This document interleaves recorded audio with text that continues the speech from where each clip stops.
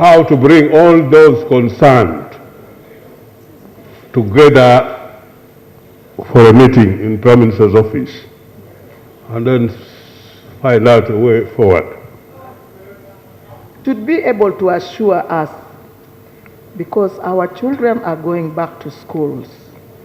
And moreover, even when they say half capacity,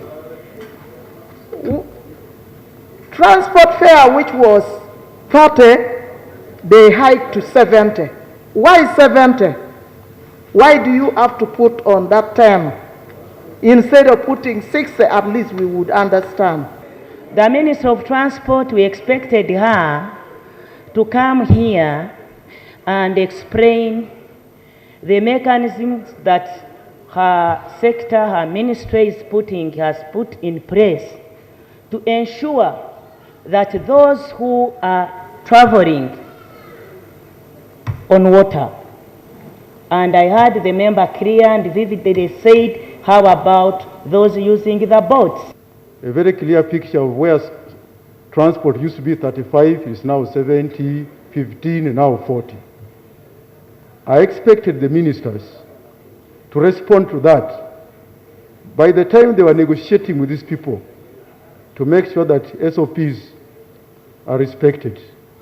Did they put in mind the cost that is now being hiked day and night? Was brought on the floor of Parliament, and I recall very well, I pledged to work together with the Minister of Internal Affairs in terms of regulating the number of people in those buses and taxis. We all know, because of COVID, the taxis and the buses are allowed to carry only half capacity of passengers. We held a meeting with the tax owners and taxi drivers, and we agreed on them observing the SOPs. And most of those people were telling us that no passenger will allow somebody to come and squeeze and sit next to them. Beginning Friday this week, Right Honourable Speaker, the bus owners and taxi owners, sometimes back, His Excellency the President gave the directives that they should have the capacity because of the COVID-19. And as we talk now, Right Honourable Speaker, buses and taxis are loading passengers to the full capacity.